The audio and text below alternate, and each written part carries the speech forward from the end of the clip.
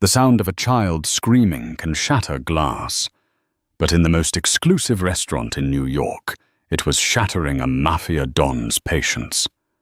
Riccardo Moretti had a gun on the table, a terrified staff trembling against the wall, and a 3-year-old son who wouldn't stop crying. Everyone thought someone was about to die. Then, a nobody waitress walked right past the armed guards. She didn't tremble. She didn't beg. She just picked up the crying boy, looked the most dangerous man in the city in the eye, and delivered 7 words that changed everything. He isn't being a brat. He just needs a mom. What happened next? You won't believe the secret she was hiding. The crystal chandelier at Il Destino vibrated.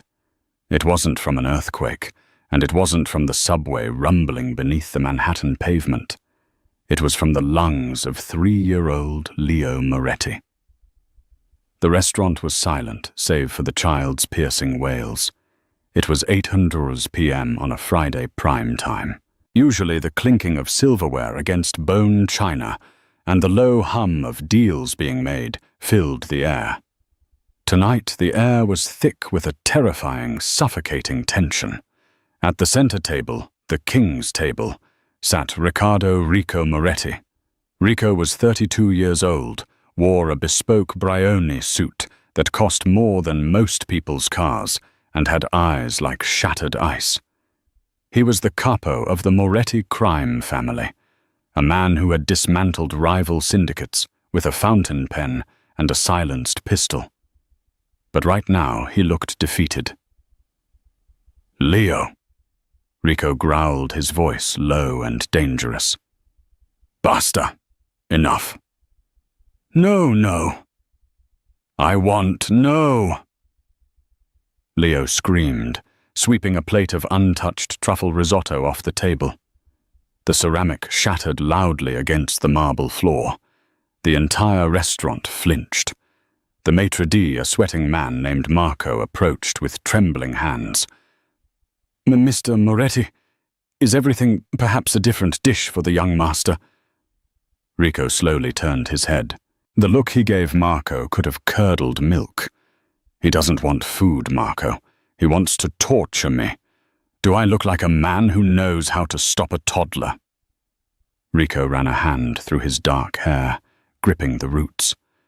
He had been a widower for 6 months. 6 months of hell. 6 months since his wife, Elena, had been gunned down in a drive-by that was meant for him. Since then, Leo hadn't spoken a full sentence. He only screamed. "Get him out of here!" Rico snapped at his head of security, a giant named Dante. Dante reached for the boy. "Come on, little boss." Leo went feral. He bit Dante's hand, drawing blood. Dante recoiled, cursing under his breath. "Damn it!" Rico slammed his hand on the table. The silverware jumped. "Is everyone in my employ incompetent? Silence him, or I shut this place down." The threat hung heavy. Rico wasn't speaking metaphorically. He owned the building. He could burn it down tonight if the mood struck him. In the back corner near the kitchen doors, Clara Vance adjusted her apron. She was 24, with tired eyes and hair pulled back in a messy bun. She had been working a double shift on an empty stomach. She needed this job. She had rent to pay and a past to outrun. "Don't do it, Clara," whispered Sarah, another waitress. "That's the butcher of Brooklyn. If you go over there, you're dead."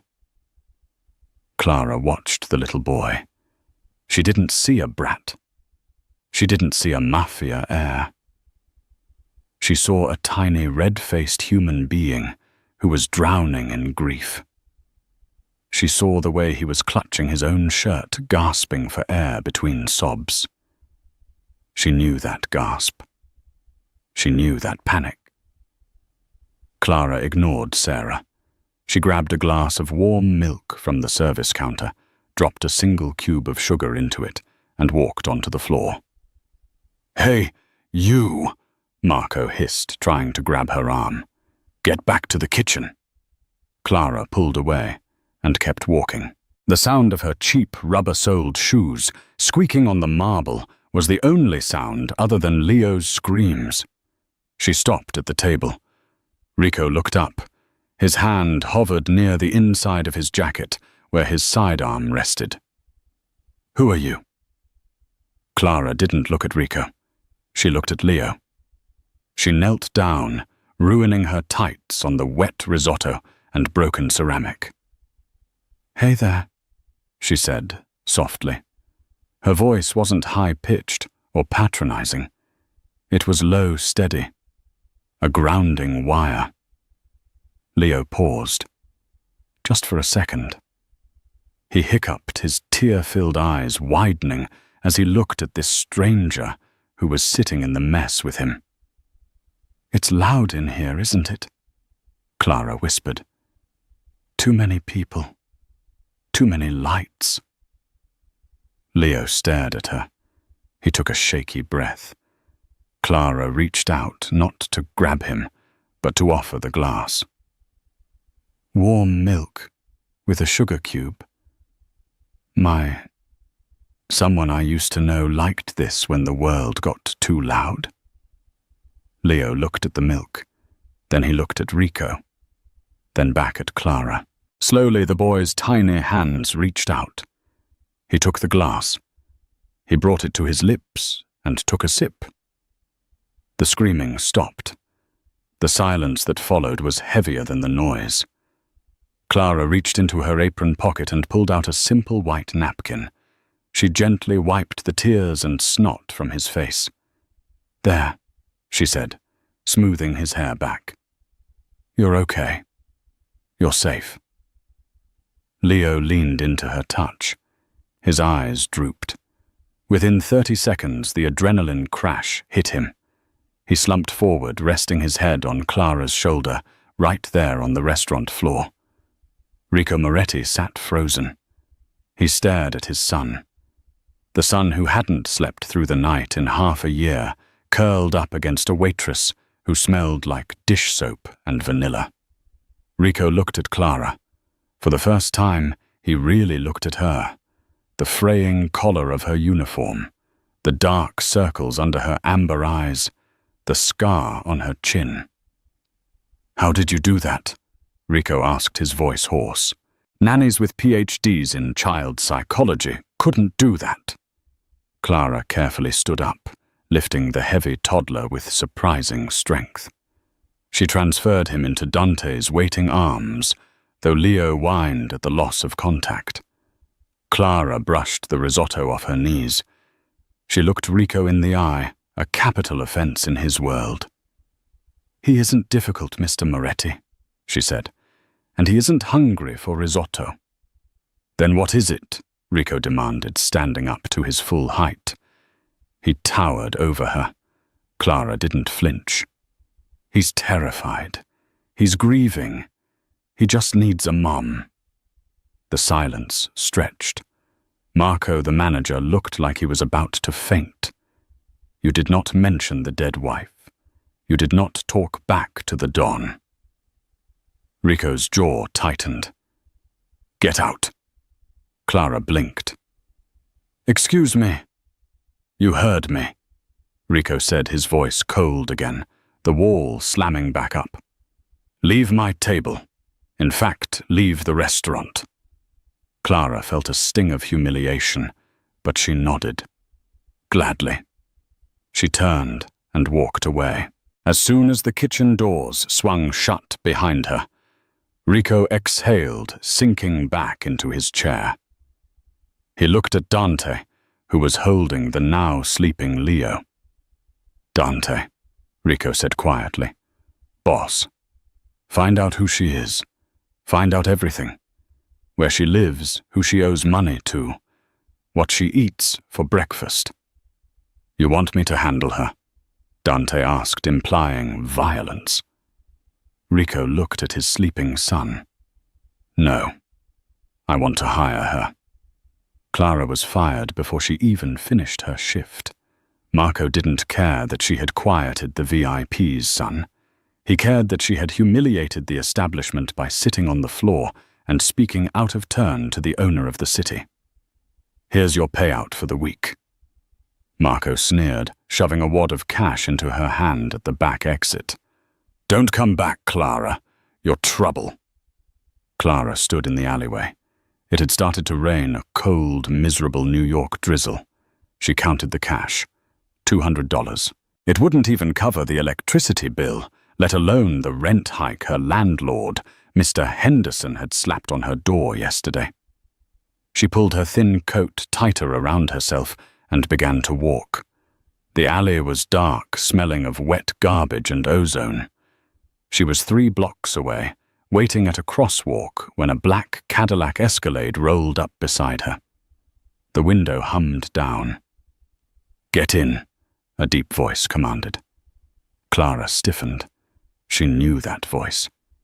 She turned to see Rico Moretti sitting in the back seat, the interior illuminated by the soft glow of a laptop screen. "I'm not a prostitute, Mr. Moretti," Clara said, staring straight ahead. "And I don't take rides from strangers." "I'm not a stranger. I'm the man who owns the restaurant you just got fired from," Rico said. "And it's raining. Get in, or I'll have Dante pick you up and put you in." Clara looked at the hulking driver in the front seat. She weighed her options. Getting in was dangerous. Walking home and getting evicted was certain doom. She opened the door and slid onto the leather seat. It was warm inside. It smelled of expensive cologne and leather. "Seatbelt," Rico said. "Where are you taking me?" "To discuss your new employment." Clara laughed, a dry, humorless sound. "I'm a waitress, Mr. Moretti, unless you need someone to serve risotto to your enemies. I don't see what use I am to the Mafia." Rico turned to her. In the streetlights passing by, his face was sharp, angular, and incredibly tired. "I don't need a waitress," he said. "I need a wife." Clara choked on air. "Excuse me." Rico tapped a file folder on the seat between them. "Clara Vance, age 24, born in Chicago. No living family. Dropped out of nursing school 3 years ago. Moved to New York to start over. Currently 2 months behind on rent at a studio apartment in Queens." Clara felt a chill that had nothing to do with the rain. "You stalked me." "I vetted you. There's a difference." Rico opened the file. "My son Leo. He hasn't connected with anyone since Elena died. Tonight was the first time he stopped crying without sedatives or exhaustion taking over." "So you want a nanny?" Clara said. "No, I have enemies, Clara. The Salvi family is circling like vultures. They think I'm weak because I'm a grieving widower with an uncontrollable child. They think my house is in chaos." Rico closed the file. "I need to show them stability. I need to show them I have moved on. I need a fiancé to appear at the upcoming peace summit in 2 weeks. And Leo needs... he needs whatever it is you did tonight." "This is insane," Clara whispered. "I can't pretend to be a mob wife." "The pay is $10,000 a week," Rico stated flatly, "plus a signing bonus of $50,000. Your debt's wiped clean. Mr. Henderson and his eviction notices disappear." Clara's mouth went dry. $50,000. That was freedom. That was a new life. "And if I refuse, then you get out of the car," Rico said, "and you go back to your life. I won't harm you. I'm not a monster despite what the papers say." "But Leo..." Rico looked out the window. "Leo will wake up screaming again tonight." Clara looked at the powerful man, who suddenly looked very small. She thought of the little boy with the terrified eyes. She thought of the empty crib she had left behind in Chicago, the secret she kept locked away in the deepest part of her heart, the reason she knew how to stop a crying child. "What are the rules?" Clara asked softly. Rico looked back at her, his eyes dark. You live in my house. You care for Leo. You wear the ring. You smile at the cameras. But you do not ask about my business. You do not go into the basement. And you never, ever fall in love with me. Clara met his gaze. That won't be a problem, Mr. Moretti. I don't believe in love anymore. Rico extended his hand. Then we have a deal. Clara shook it. His skin was rough, his grip firm. Drive, Dante, Rico said. The car sped up, heading toward the bridges, toward the sprawling estates of Long Island. Clara watched the city lights fade. She had just sold her soul to the devil to save a child. She had no idea that the devil was the only one who could save her from what was coming. The Moretti estate was less of a home and more of a fortress. High stone walls, topped with razor-wire cameras, pivoting on every corner, and men with bulges under their jackets patrolling the grounds. When the Escalade pulled up, the front doors opened to reveal a grand foyer that was cold and pristine. It felt like a museum, not a place where a child lived. Your room is in the East Wing, Rico said, stepping out of the car. Leo's room is adjoining. My room is down the hall. Stay out of the West Wing. That is my office, and, he paused, just stay out. Clara was shown to her room by a housekeeper named Maria, who looked at her with a mixture of pity and suspicion. The room was larger than Clara's entire apartment. A silk dress was laid out on the bed. Mr. Moretti expects you at breakfast at 7:20 a.m. sharp, Maria said. Don't be late. That night, Clara couldn't sleep. The silence of the house was oppressive. Around 2:00 a.m., she heard it again. The screaming. She bolted out of bed, running barefoot into the hallway. She pushed open the door to Leo's room. Leo was standing in his crib, thrashing against the wooden bars, his face purple with exertion. Mama! Mama! Rico was already there, trying to hold him, but Leo was pushing him away, scratching at Rico's chest. Leo, please! Rico was pleading, sounding exhausted. Clara didn't hesitate. She stepped into the room. Let me. Rico looked up, startled. He was shirtless, revealing a tapestry of scars across his torso, knife wounds, bullet grazes. Clara forced herself to look at his face, not his body. He doesn't want me, Rico said bitterly, stepping back. Clara approached the crib. She didn't pick Leo up immediately. She started to hum, a low, melancholic tune. Lavender's blue dilly-dilly, lavender's green. Leo froze. His head snapped toward her. Hi, Leo, Clara whispered. Bad dreams. She lowered the crib rail and lifted him. He was hot, sweaty. She carried him to the rocking chair by the window. She sat down, rocking back and forth, continuing to hum. Rico stood in the doorway, watching. He leaned against the frame, crossing his arms. The moonlight washed over them. For a moment, the dangerous Don looked like just a man watching his family. But they weren't his family. She was a stranger. Where did you learn that song? Rico asked softly once Leo's breathing had evened out. Clara kept rocking. My mother used to sing it. You have a magic touch, Clara. It's not magic, Clara said, her voice tight. It's grief. I know what it feels like to wake up looking for someone who isn't there. Rico walked into the room. He stopped a foot away from the chair. The tension between them shifted. It wasn't hostile anymore. It was charged with something else. A shared understanding of pain. What happened to you, Clara? Clara looked up at him. That wasn't in the file, Mr. Moretti. You pay me to be a mother to him. You don't pay me to share my history with you." Rico stared at her for a long moment. A flicker of respect passed through his eyes. "Touché. Go to sleep, Clara. Tomorrow the tailors arrive. We have to make you look like a Moretti." He turned to leave, but stopped at the door. "And call me Rico.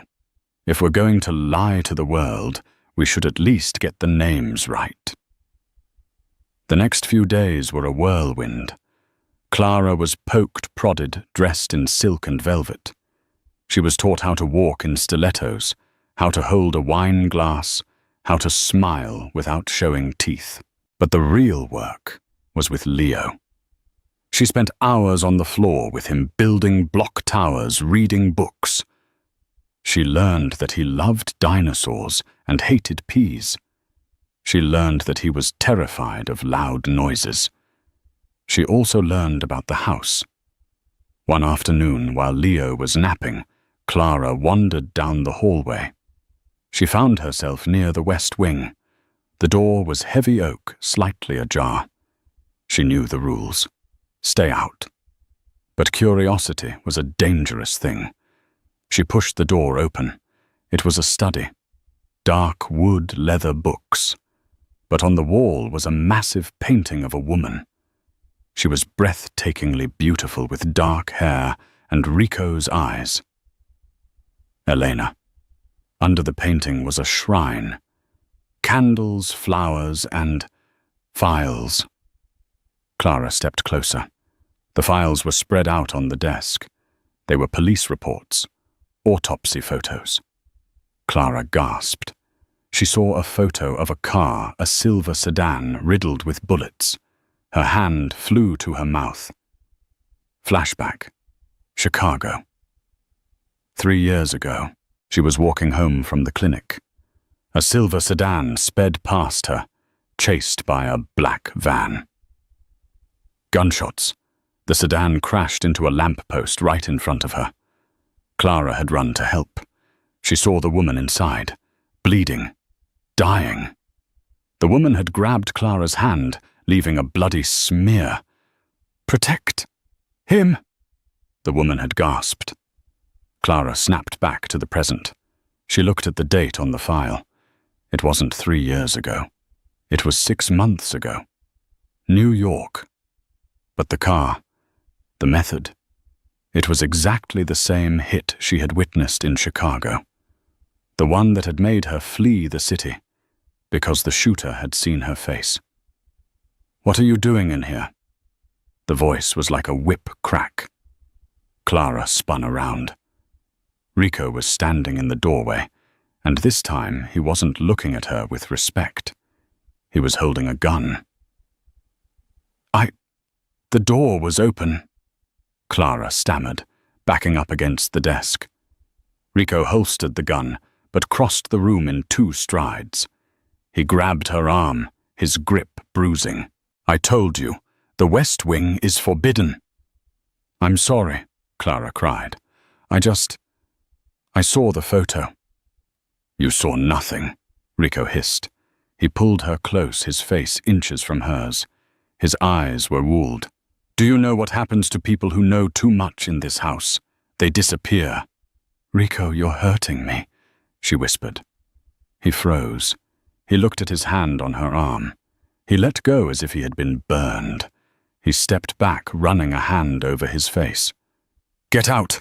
Go to Leo! And Clara!" She paused at the door, shaking. "If you ever enter this room again, the deal is off. And you won't just be fired." Clara ran. She ran back to the East Wing, her heart pounding. She realized then that this wasn't just a job. She had walked into a web of conspiracy. The hit she saw in Chicago, and the hit that killed Rico's wife, they were connected. And if the killer was still out there, they might recognize Clara just as easily as she recognized their work. She wasn't just a fake fiancée. She was a loose end. 2 weeks passed. The night of the Peace Summit arrived. The Moretti estate was transformed. The fortress became a ballroom. String quartets played champagne, flowed, and the most dangerous criminals in America gathered in tuxedos. Clara wore a dress of emerald green satin that hugged every curve. A diamond necklace, Rico's mother's, rested at her throat. "You look—" Rico paused as she walked down the stairs. He cleared his throat. "Adequate." "High praise from the Don," Clara quipped, though her stomach was in knots. "Stay close to me," Rico murmured, offering his arm. "Tonight we meet Don Salvi. He is the one who ordered the hit on my wife. I can't prove it yet, but I know. If he killed her, why are we having dinner with him? Because in this world you keep your friends close and your enemies within stabbing distance." They entered the ballroom. All eyes turned to them, the butcher of Brooklyn and his mystery woman. "Smile," Rico whispered. He placed a possessive hand on her lower back. His touch was hot through the silk. A man approached them. He was older, with silver hair and a smile that didn't reach his eyes. Don Salvi. "Ricardo," Salvi boomed, "and this must be the lady who tamed the beast." "Clara," Rico said. "This is Don Salvi." Clara extended her hand. "A pleasure." Salvi kissed her knuckles. His lips were cold. "Charmed. You know you look familiar, my dear. Have we met?" Clara's heart stopped. "I don't think so. I'm from the Midwest." "Ah, a country girl." Salvi chuckled. He turned to the man standing behind him. "Meet my new underboss, Luca." Clara looked at Luca. He was a man in his 30s, handsome in a cruel way. He reached out to shake her hand. As his sleeve rode up, Clara saw it. A tattoo on his wrist. A snake eating its own tail. The Ouroboros. Clara's vision blurred. The noise of the party faded. Flashback, Chicago. The gunman stepping out of the black van. He raised the pistol. The street lamp caught his wrist. The snake tattoo. It was him. Luca was the man who had killed the woman in Chicago, and if Rico suspected Salvi's men killed his wife using the same method, Luca was a professional hitman. A cleaner. Clara pulled her hand away too quickly. "Nice to meet you." Luca narrowed his eyes. He tilted his head, studying her face. "You seem nervous, Signora." "Just overwhelmed," Clara managed to say. "Rico, could I get some air?" Rico sensed her panic. He tightened his grip on her waist. "Of course, darling." He led her to the balcony. As soon as the glass doors closed, he spun her around. "What is it you're shaking?" "Rico," Clara gasped, clutching his lapels. "That man, Luca." "What about him?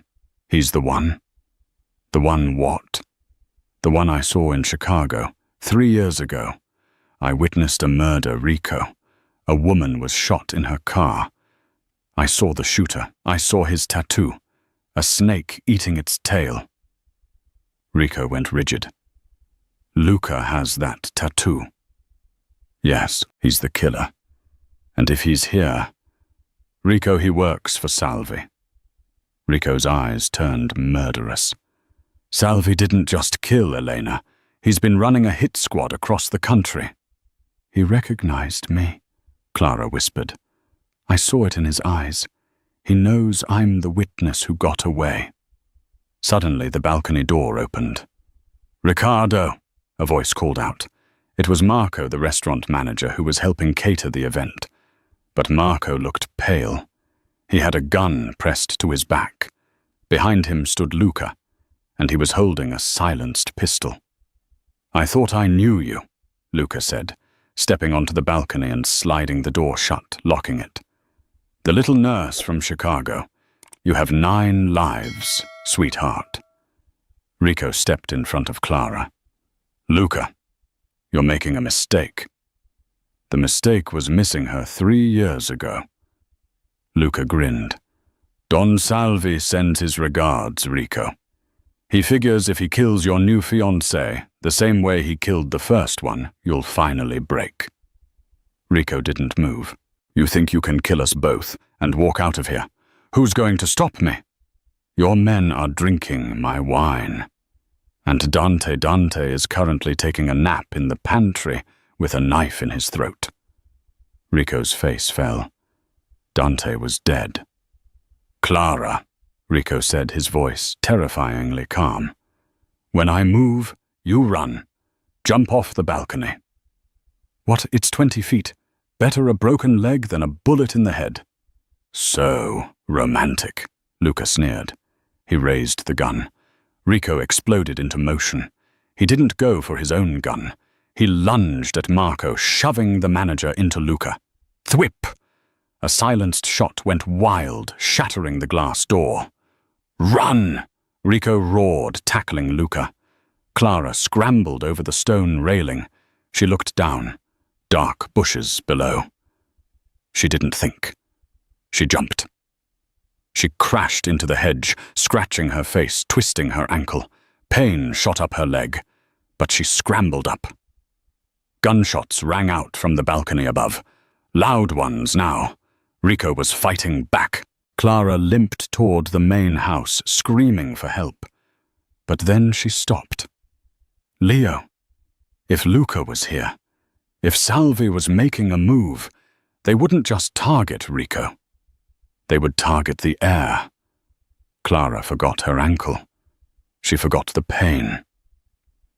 She turned and ran toward the back of the house, toward the trellis that led to the nursery window. She had to get to the boy. Because she wasn't just his nanny anymore. She was the only mum he had left. The pain in Clara's ankle was a living thing. It was a hot, jagged spike that drove up her leg with every limping step she took across the wet lawn. The rain had turned into a torrential downpour, masking the sounds of the chaotic gunfight erupting inside the mansion. Clara didn't look back at the balcony where she had left Rico. She couldn't. If he was dead, she would mourn him later. If he was alive, he was fighting a war. Her war was upstairs in the nursery. She reached the base of the east wing. The trellis covered in thick, thorny ivy stretched up to the second-floor window, Leo's room. Come on, she whispered to herself, her teeth chattering from the cold and shock. Come on, Clara. She kicked off her remaining stiletto. Barefoot, she stepped onto the wooden lattice. The first step made her scream, silently biting her lip until she tasted iron. Her twisted ankle throbbed violently, threatening to give way. She dragged her weight up with her arms, her fingers digging into the wet wood and thorns. The silk of her emerald dress tore, snagging on the rough vines. She didn't care.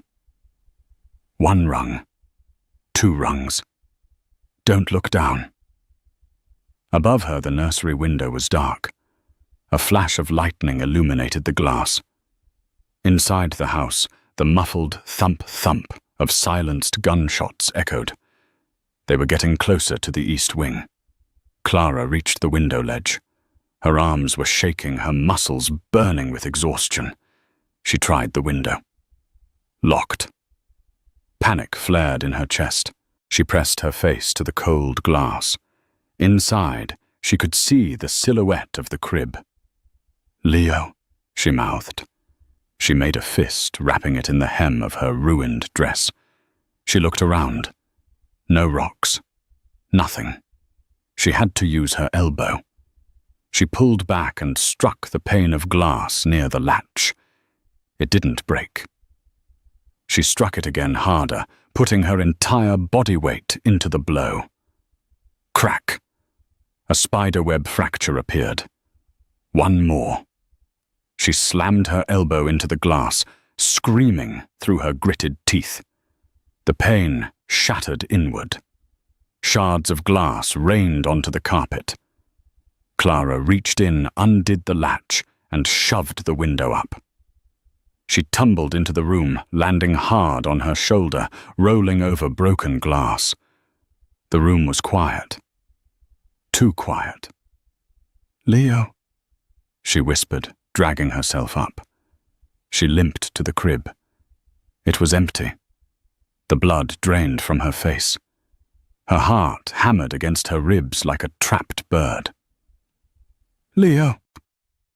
A small whimper came from under the rocking chair in the corner, the same chair where she had sung to him on her first night. Clara scrambled across the floor.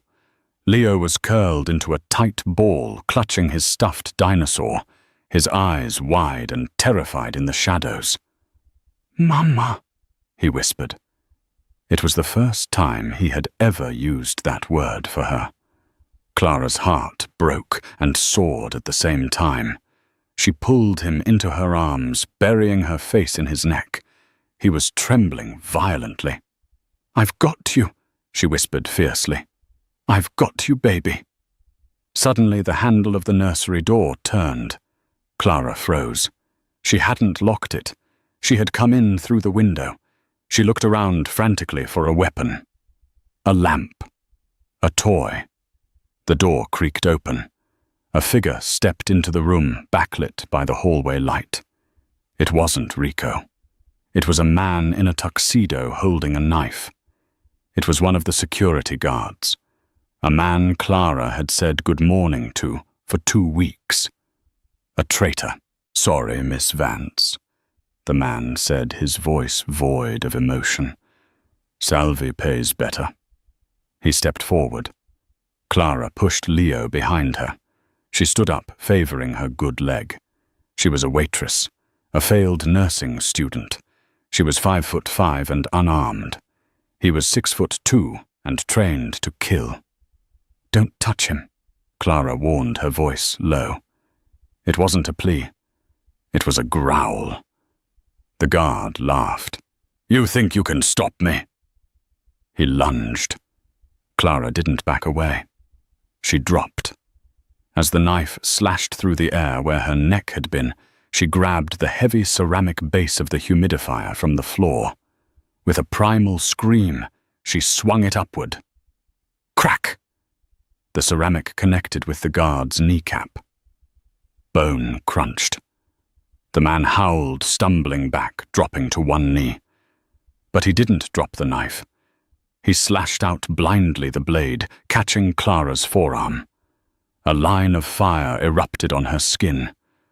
Warm blood, soaking her sleeve instantly. Clara cried out, but didn't stop.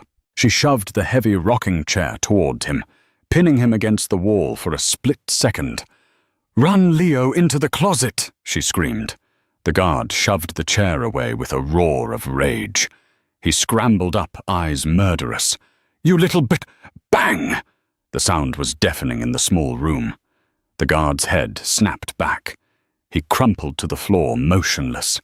Clara gasped, spinning around. Rico stood in the doorway. He looked like a wreck.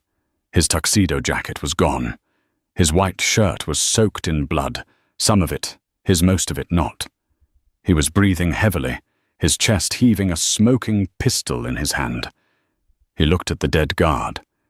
Then he looked at Clara. He saw the blood dripping from her arm. He saw the glass shards in her hair. He saw the fierce, protective way she was standing in front of the closet where his son was hiding. He dropped the gun and crossed the room in 3 strides. "Clara!" he choked out. He grabbed her face in his hands, his thumbs smearing blood on her cheek. His eyes searched hers, frantic, terrified. "You came back," he whispered, as if he couldn't believe it. "I told you to run." "I couldn't leave him," Clara sobbed, the adrenaline finally crashing. "He was alone." Rico pulled her into his chest, hugging her so tight it hurt. For a second, he wasn't the Don. He was just a man who had almost lost everything. "Boss?" A voice shouted from the hallway. Rico pulled back, his face hardening instantly. It was his loyal lieutenant, a young man named Rocco. "The ground floor is overrun," Rocco said, panting. "Salvi brought an army. Luca is hunting for you. We can't hold the east wing." Rico looked at Clara, then at the closet where Leo was peeking out. "The vault," Rico commanded. "Rico, you're bleeding," Clara said, noticing a dark stain spreading on his side. "Move," Rico ordered, ignoring his own pain. He scooped Leo up in one arm and grabbed Clara's uninjured hand with the other. "We have to disappear." The vault was not just a panic room. It was a subterranean bunker built beneath the wine cellar, encased in 2 feet of reinforced concrete and steel. The heavy steel door hissed shut, sealing with a mechanical thud that cut off the world. The sounds of gunfire, rain, and screaming vanished instantly. The silence was sudden and heavy. The room was Stark Cott's medical supplies monitors showing the camera feeds of the house above and a ventilation system that hummed quietly. Rico set Leo down on one of the cots. The boy was eerily quiet, his eyes wide and vacant. The trauma was setting in. Rico turned away, leaning heavily against the steel wall. He slid down until he was sitting on the floor, clutching his side. His face was grey. "Rico." Clara forgot her own throbbing ankle. She limped over to the medical cabinet, tearing it open. Her nursing training kicked in, overriding her fear. She grabbed gauze, antiseptic, and a suture kit. She knelt beside him. "Let me see," she commanded. Rico tried to wave her away. "Check Leo first." "Leo is in shock, but he's physically fine. You are bleeding out on the floor. Shirt off. Now." Rico looked at her. The submissive waitress was gone. The terrified girl was gone. This was a woman in her element. He obeyed, unbuttoning his ruined shirt with shaking hands. The wound was a deep graze along his ribs. A bullet had passed through the flesh, but missed the vital organs. It was ugly, but not fatal if stopped. "It needs stitches," Clara said, her voice clinical and steady. "This is going to hurt. I don't have anesthesia." "Do it," Rico gritted out. Clara worked. Her hands, which had trembled when holding a wine glass hours ago, were now rock steady. She cleaned the wound, ignoring Rico's sharp intake of breath. She threaded the needle. As she stitched his skin, the intimacy of the moment settled over them. They were inches apart. She could smell the gunpowder and rain on him. He could smell the sweat and terror on her. "Why?" Rico asked, his voice rough. He was watching her face, studying the way her brow furrowed in concentration. Clara didn't look up. "Why what? Why did you come back? You had a way out. You could have disappeared into the night. You know what Salvi does to people. Why risk dying for a child who isn't yours?" Clara tied the final knot and snipped the thread. She taped the gauze over the wound. Only then did she sit back, resting against the cold wall next to him. She looked across the room at Leo, who had curled up with a blanket and finally fallen asleep. "Because I know what it's like to be him," Clara said softly. "And I know what it's like to be the one left behind." Rico turned his head to look at her. "Tell me." Clara took a deep breath. She pulled her knees to her chest. "I didn't just drop out of nursing school because of money, Rico. I dropped out because I was pregnant." Rico went still. "I had a daughter," Clara whispered. Tears welled in her eyes, but they didn't fall. Her name was Mia. She was born with a heart defect. I worked 3 jobs trying to pay for the surgeries. I did everything. But it wasn't enough." She wiped her face with the back of her hand. "She died in my arms in a hospital room that looked a lot like this one. Cold, sterile. She was 3 years old, the same age as Leo. Rico reached out. His hand, large and calloused, covered hers. After she died, Clara continued, her voice shaking, I felt hollow. I kept hearing her cry at night. I kept waking up to go check a crib that wasn't there anymore. That's why I left Chicago. That's why I was walking home that night when I saw Luca kill that woman. I was walking because I couldn't stand the silence of my empty apartment. She turned to Rico. Her amber eyes were raw, stripped of all defenses. When I saw Leo screaming in the restaurant, I didn't see a brat. I saw a child who was screaming because the world had been ripped away from him. And when I held him, for the first time in 2 years, the silence inside me stopped. Rico stared at her. The revelation hung between them. She wasn't just a hired actress. She was a mother, without a child, healing a child without a mother. Clara, Rico murmured. The name sounded like a prayer on his lips. He leaned in. The distance between them evaporated. He didn't kiss her. Not yet. He pressed his forehead against hers. It was a gesture of immense vulnerability for a man who never lowered his guard. I am sorry, he whispered. I am sorry for your loss, and I am sorry I dragged you into this hell. I walked into it, Clara replied, her voice barely audible. I chose to stay.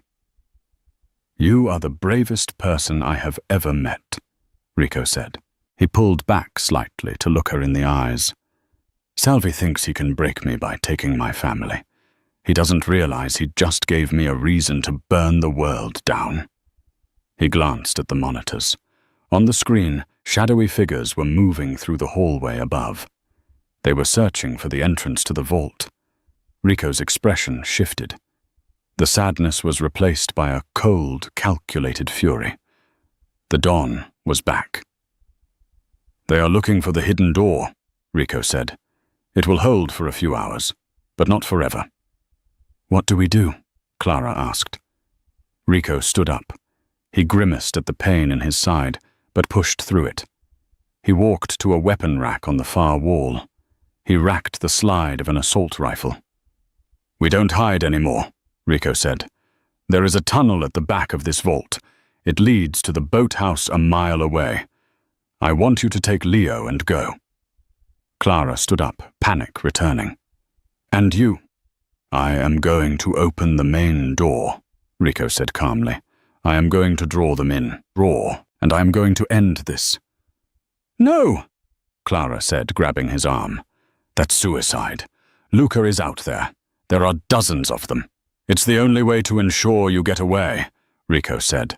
He looked at her, his eyes blazing with an intensity that took her breath away. I lost Elena because I wasn't fast enough. I won't lose you. Not you. He cupped her face one last time. Go, Clara. Take my son. Teach him to be better than me. He leaned down and kissed her. It was desperate tasting of blood and salt and goodbye. It lasted only a second, but it seared Clara's soul. Rico pulled away, unlocked the back tunnel door, and shoved a set of keys into her hand. The boat is fueled. Go to the coordinates on the GPS. Don't look back. He turned toward the heavy steel door of the vault, his finger hovering over the release button. Clara looked at the dark tunnel. Then she looked at Rico's back. She looked at the monitors, showing the men outside, the men who had killed the woman in Chicago, who had killed Elena, who had tried to kill Leo. If Rico opened that door alone, he would die. Clara realized something then. She wasn't just Mia's mother anymore. She wasn't just a victim of circumstance. She tightened her grip on the keys. Rico, she said clearly. He paused, not turning around. Go, Clara. No. He turned, shock registering on his face. Clara walked over to the weapon rack. She didn't pick up a gun, she didn't know how to use one. She picked up a flare gun from the emergency kit. You said Salvi thinks you're weak. Clara said, her voice trembling but resolute. He thinks you're alone. He thinks he's hunting a wounded animal. She looked him in the eye. Let's show him he's wrong. We don't split up. We fight. Together. Rico looked at her. Really looked at her. He saw the fire in her eyes. It matched his own. A dark, dangerous smile slowly spread across his face. Okay, Rico said. Together. The steel wheel of the vault door spun with a heavy, rhythmic clank. Rico stood directly in front of it. His assault rifle raised his face, a mask of cold fury. Behind him, hidden in the shadows of the racks, Clara crouched. Her hands were sweating around the grip of the orange flare gun. She had locked Leo in the escape tunnel with a flashlight and his dinosaur. Count to 1,000, she had told him.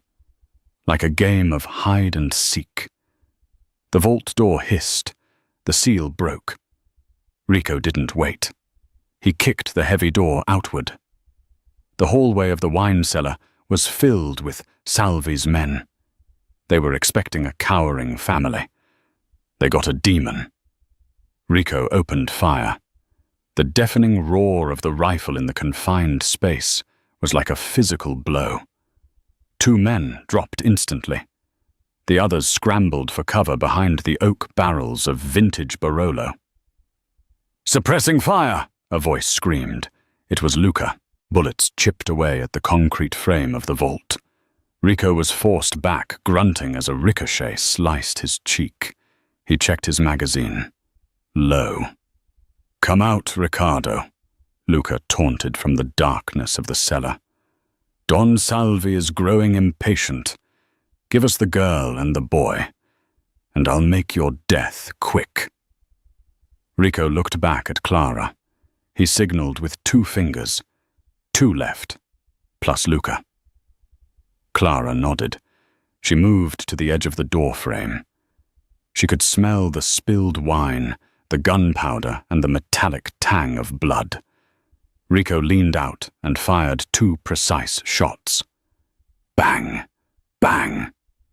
2 thuds followed. Just you and me, Luca, Rico roared, dropping the empty rifle and drawing his sidearm. And a leg full of lead. Luca laughed. He stepped out from behind a large shelving unit, his silenced pistol raised. He didn't aim at Rico. He aimed at the vault entrance. Come out, Clara, or I put a bullet in his kneecap. Rico stepped into the open shielding Clara's position. She's gone, Luca. Down the tunnel. Liar. Luca sneered. He took a step closer. The snake tattoo on his wrist seemed to writhe in the dim emergency lights. I can smell her cheap perfume. Luca's finger tightened on the trigger. He had the drop on Rico. Rico was injured slower. This was the end. But Luca had forgotten one thing. He wasn't the only hunter in the room. It's not perfume, a voice rang out from the darkness. It's sulfur. Luca's eyes flickered to the side. Clara stepped out. She wasn't trembling. She raised the flare gun. She didn't aim at Luca.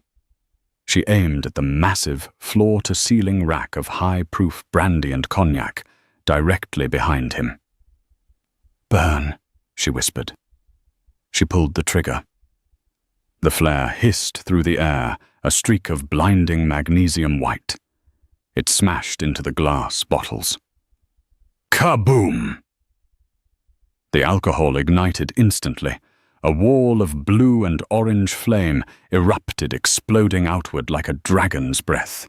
The force of the blast knocked Luca forward, singing his hair and clothes. He screamed, blinded by the flash and the sudden intense heat. He flailed, firing his gun wildly into the ceiling. Rico didn't flinch. He walked through the heat, the flames dancing in his dark eyes. He looked like the devil reclaiming his throne. He kicked the gun out of Luca's hand. Luca fell back, coughing, clutching his burned arm, looking up at Rico with pure terror. "You killed my wife," Rico said. His voice was terrifyingly quiet over the roar of the fire. "It was just business," Luca pleaded, scrambling backward across the wet floor. "Salvi made me, and this," Rico said, raising his gun, "is a family matter." Bang! The echo lasted longer than the shot. Luca went still. The fire was spreading fast. The heat was becoming unbearable. The sprinklers finally kicked in, drenching the cellar in a hiss of water and steam. Rico stood over the body for a second, then turned. He holstered his weapon and looked at Clara. She was standing amidst the broken glass and smoke, the spent flare gun hanging at her side. Her emerald dress was ruined, her face smeared with soot, her hair wild. To Rico, she was the most beautiful thing he had ever seen. He walked over to her, ignoring the pain in his side. He didn't say a word. He simply wrapped his arms around her and lifted her off her feet, burying his face in her neck. "We did it," she sobbed into his shoulder, the adrenaline finally breaking. "We did it," he murmured. "Now let's go get our son." 6 months later. The garden at the Moretti estate was in full bloom. The high walls were still there, but the razor wire was gone, replaced by climbing roses. The press was gathered at the gates, cameras flashing. The headlines had been dominating New York for months. Don Salvi arrested anonymous. Tip reveals evidence of contract killings. The evidence, of course, had been provided by a certain anonymous source who knew exactly where Salvi buried his secrets. But inside the walls, it was quiet. Clara sat on the patio watching Leo chase a golden retriever puppy across the grass. He was laughing, a loud, belly-shaking sound that still made Clara's heart skip a beat every time she heard it. "He looks happy," a voice said. Clara looked up. Rico stood there. He wasn't wearing a suit. He was wearing jeans and a white t-shirt, looking younger, lighter. The darkness that had shrouded him for so long had lifted. "He is happy." Clara smiled. "He slept through the night all week." "And you?" Rico asked, sitting down next to her. He took her hand, his thumb tracing the diamond ring on her finger.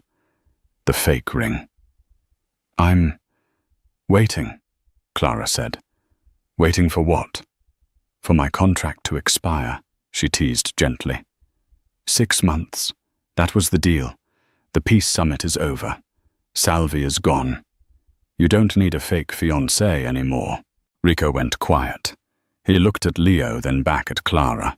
He reached into his pocket and pulled out a small velvet box. "You're right," Rico said. "I don't need a fake fiancé." He opened the box. Inside wasn't a diamond the size of a skating rink. It was a simple, elegant band with a sapphire, the color of the dress she wore the night she saved his life. "I need a real one," Rico said, his voice thick with emotion. "I don't want you to stay because of a contract, Clara. I want you to stay because I can't hear the music without you. You brought the melody back to this house." Clara looked at the ring, then at the man who had walked through fire for her. "I'm not easy, Rico," she warned, tears pricking her eyes. "I have baggage. I have scars." "Good." Rico smiled, leaning in. "So do I. We match."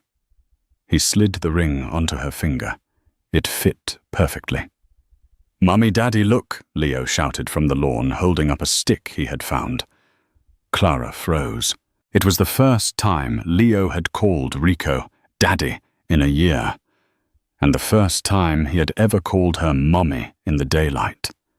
Rico's eyes shone.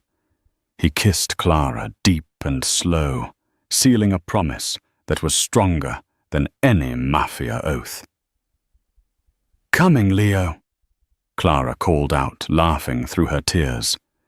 She stood up, hand in hand with the most dangerous man in New York, and ran toward the little boy who had brought them together.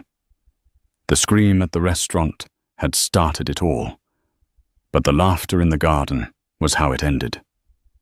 And that is the end of the Don's lullaby. From a crying toddler in a restaurant to a blazing showdown in a wine cellar, Clara and Rico's journey proves that sometimes the hardest people to love are the ones who need it the most. I want to know what you think. Did Rico deserve a second chance? And was Clara right to use that flare gun? Let me know in the comments if this story tugged at your heartstrings or kept you on the edge of your seat. Please give this video a huge thumbs up. It helps the channel so much. And if you haven't already, hit that subscribe button and ring the bell so you never miss a new story. I have a new romance thriller coming next week that involves a runaway bride and a grumpy bodyguard, and you do not want to miss it.